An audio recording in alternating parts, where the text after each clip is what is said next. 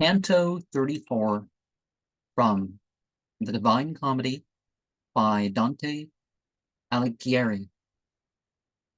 The Judeca, our last circuit of Tacitus, takes its name from Judas Iscariot and contains the souls of those who betrayed their masters and benefactors.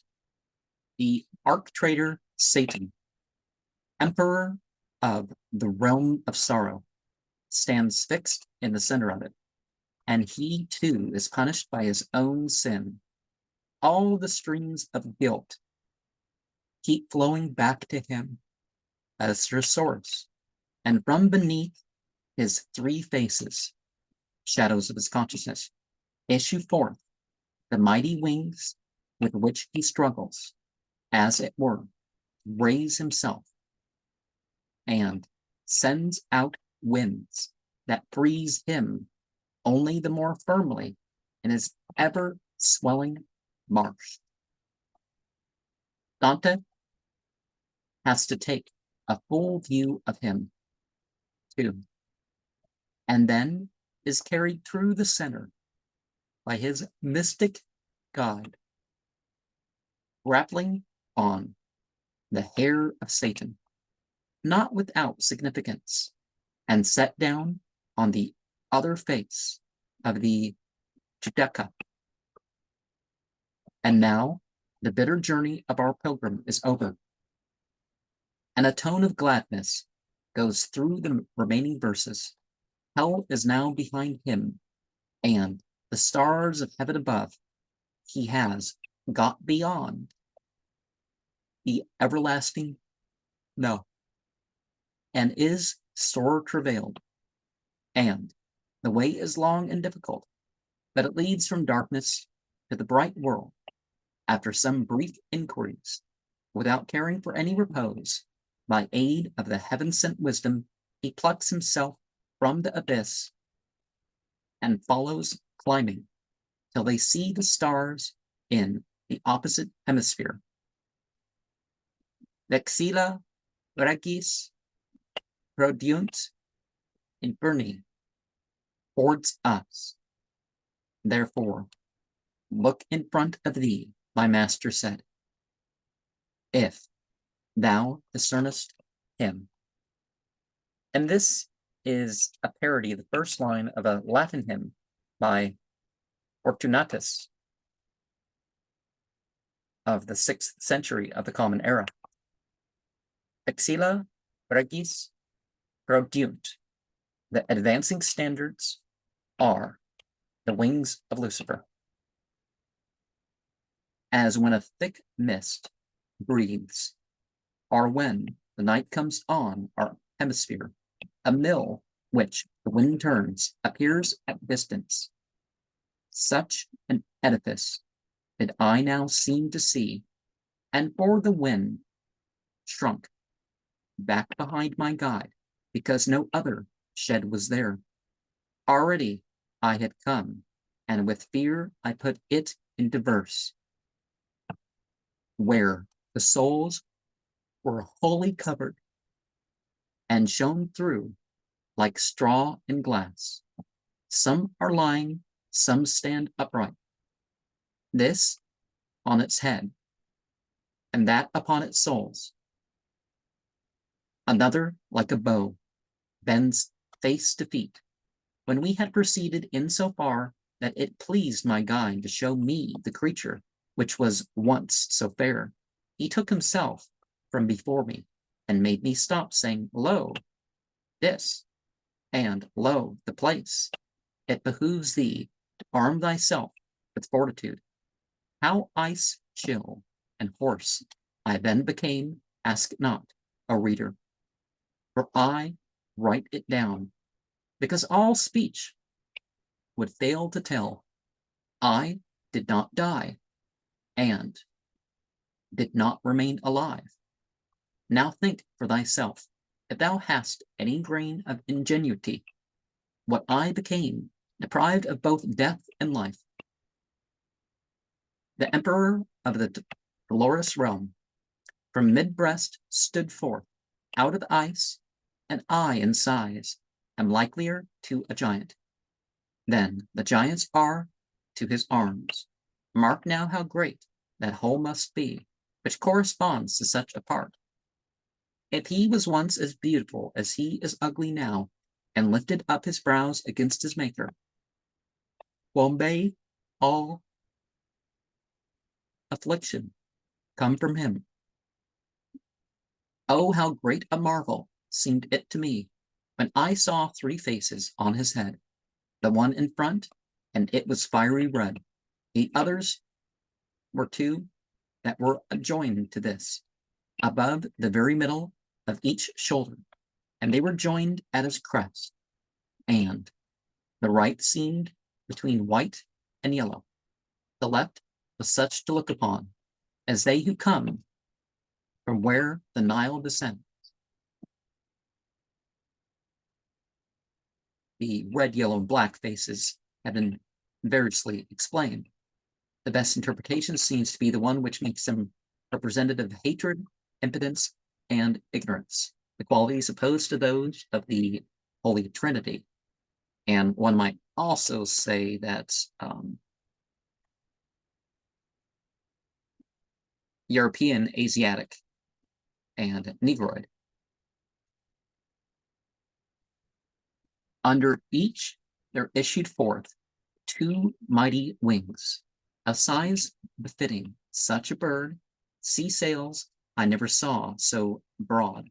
No plumes had they, but were in form and texture like a bat's, and he was flapping them, so that three winds went forth from him.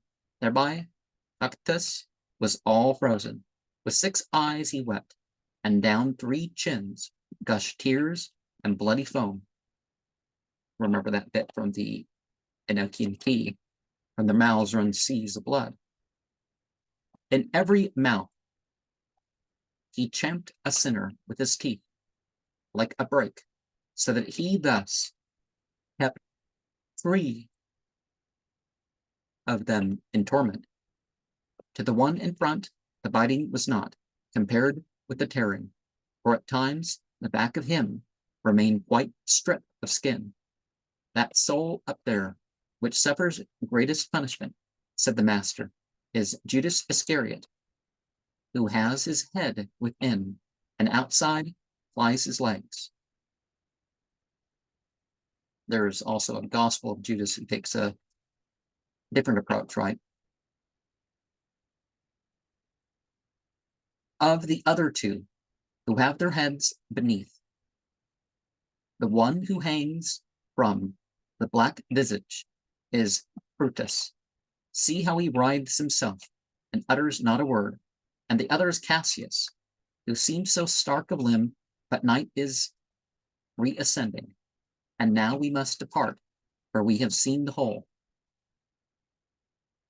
These 3 are sinners betrayed in the persons of their lords and benefactors, the 2 most august representatives of church and state, the founder of Christianity and the founder of the Roman Empire. The other sinner is Geodessa, are not specified, save in a general way. As he desired, I clasped his neck, and he took opportunity of time and place, when the wings were opened far, applied to him the shaggy sides, and then from shag to shag descended down between the tangled hair and frozen crusts, and we had come to where the thigh revolves, just on the swelling of the houch, my guide with labor and with difficulty, turning his head where he had his feet before, and grappled on the hair as one who mounts, so that I thought we were returning into hell again. Hold thee fast, for by such stairs, said my guide, panting like a man forespent, we must depart from so much ill. Thereafter, through the opening of a rock he issued forth, and put me on its brim to sit. Then towards me he stretched his weary step. I raised my eyes and thought to see Lucifer as I had left him, and saw him with the legs turned upwards. And the gross people who see not what that point is which I had passed, let them judge if I grew perplexed then. Rise up, said the master, upon thy feet. The way is long and difficult the road. And already to the middle, Tierce the sun returns. Tierce was the first of the 4 canonical divisions of the day and would, at equinox, last from 6 to 9. Middle Tierce is therefore equivalent to 7:30. I remember they're talking about 12 being the middle point of the day. It was no palace hall, there where we stood, but natural dungeon with an evil floor and want of light.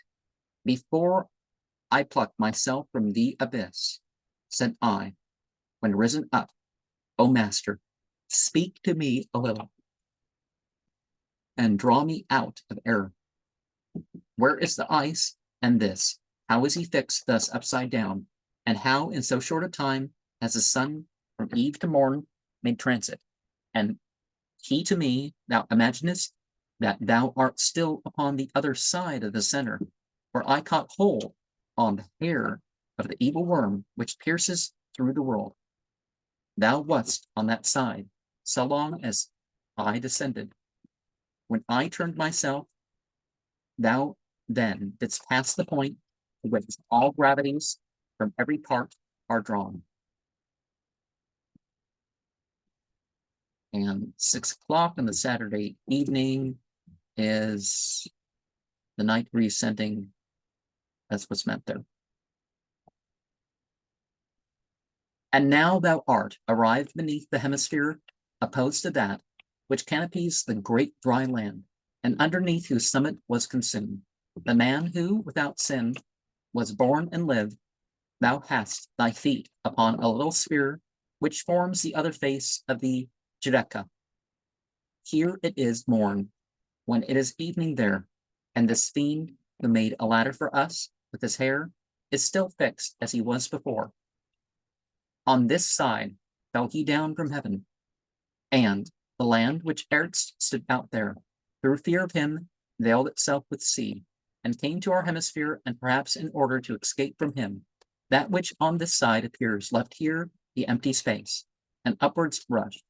Down there, from Beelzebub, as far removed as his tomb extends, is a space, not known by sight, but by the sound, of a rivulet descending in it.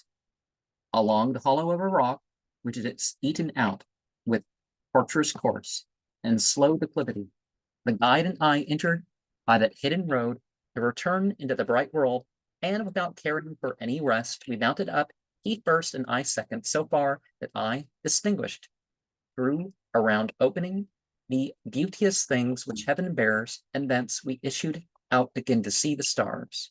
The word stars, with which each of the 3 canticles closes, indicates the constant aspiration of the poem, and the soul whose journey it depicts towards the highest of things. It also indicates their faith in the stars so much. The rivulet is Lethe, which bears the memory of sin from the purgatory down to the place of sin and hell. And this passage is generally taken to establish a connection between the cone of the Mount of Purgatory and the funnel of hell. It is obvious, however, that hell was in existence, ready to receive Satan, and that the empty space and the tomb refer not to hell, but the cavern into which the nether bulk of Satan is thrust. Let us remember that the Divine Comedy is more of an influence on Christian theology than the Bible in terms of the reference to hell. I mean, really. The northern hemisphere was held to be covered with land, the southern with water. Well, the theological truth that we can see buried in this is that mirroring or responding to what goes on in this material world, even the different spiritual beings that inhabit the material world in their dimension that overlays or underlays or whatever you want to say with the material realm. yeah, they're not punished in the same way, because they say, how can the fire of this world punish? It's like, well, our souls are not of this material realm either.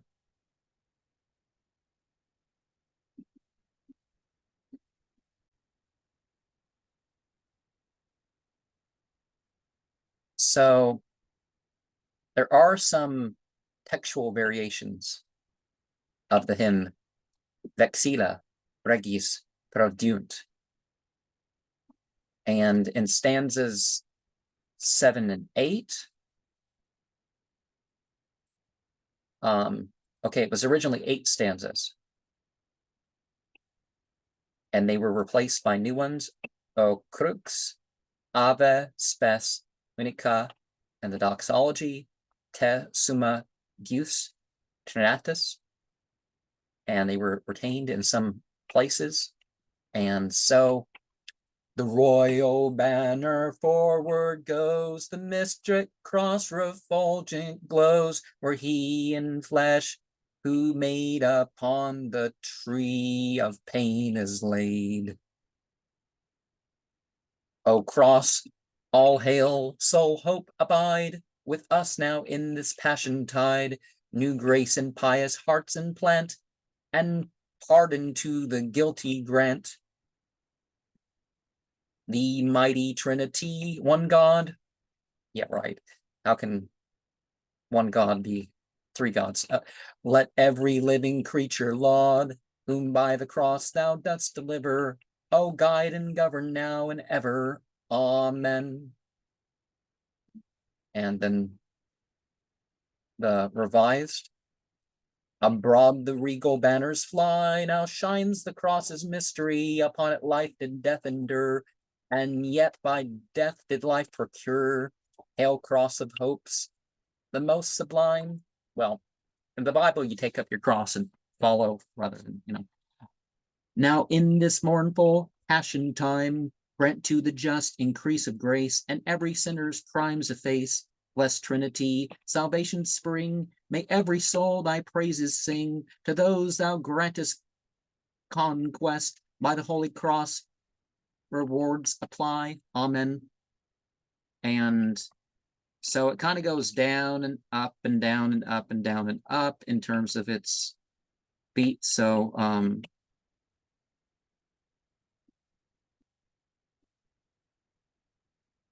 and it swings more widely in some versions than another.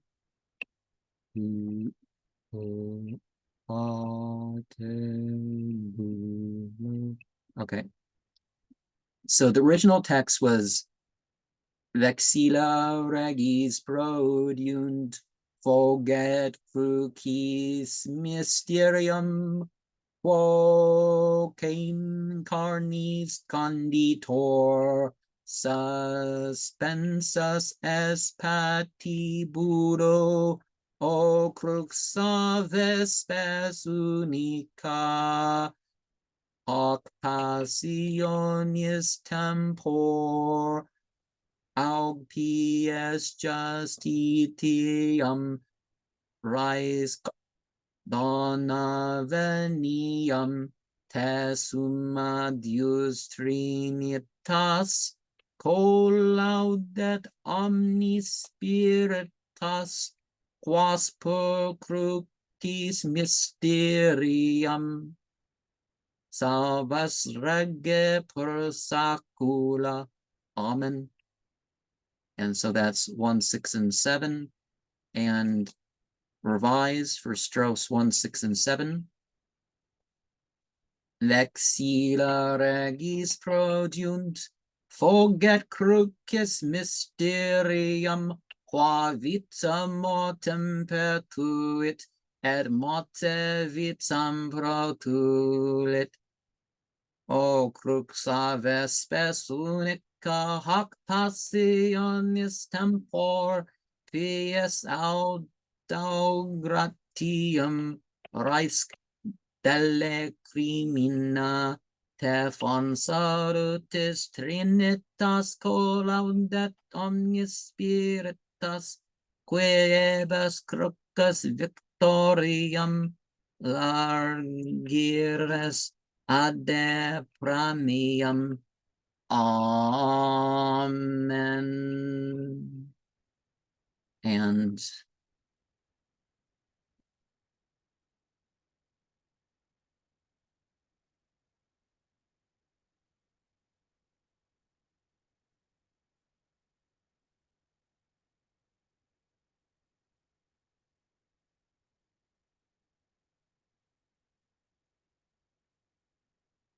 confixa clavis viscera, tens manus vestigia redemptionis gratia, hic immolata est hostia.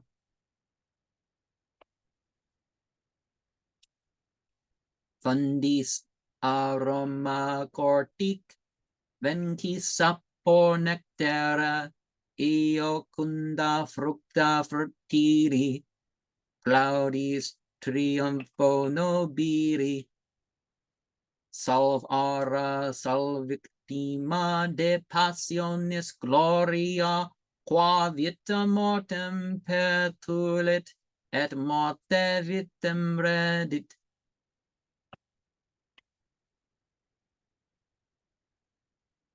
And so those are in 2, 7, and 8.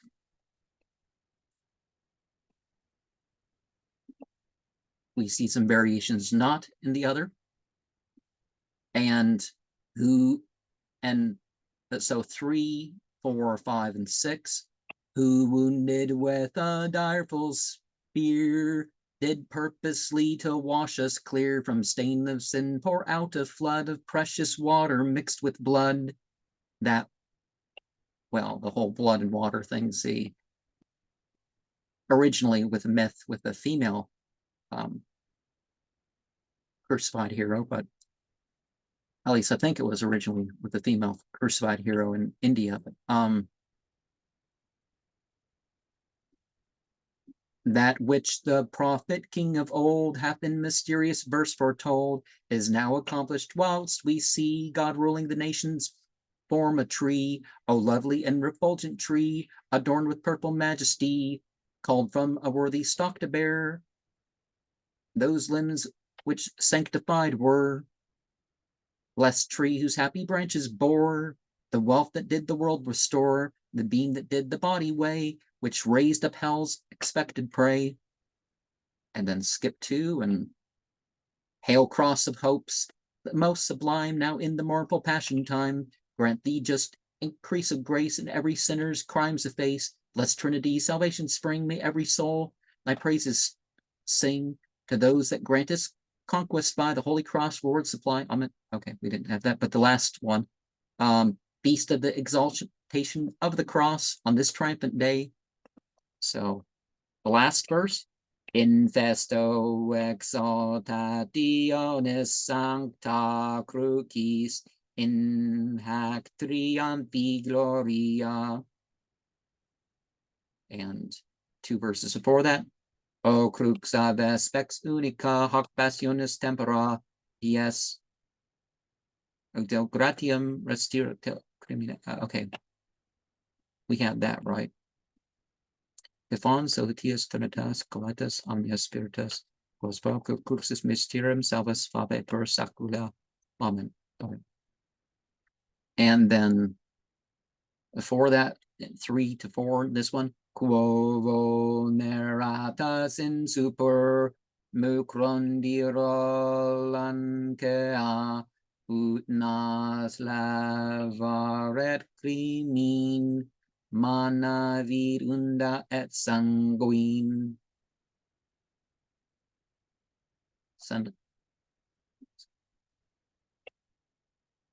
Impleta sunt qua concinit David fideli carmin, dicendo nationibus ragnavit aligno Deus, arbor decora et fugida ornata regis purpura, electa dignos stipite, tam sancta membra tanger, beata queas brachias gratiam pependit saculi stateri facta corporis pradam tulit tartari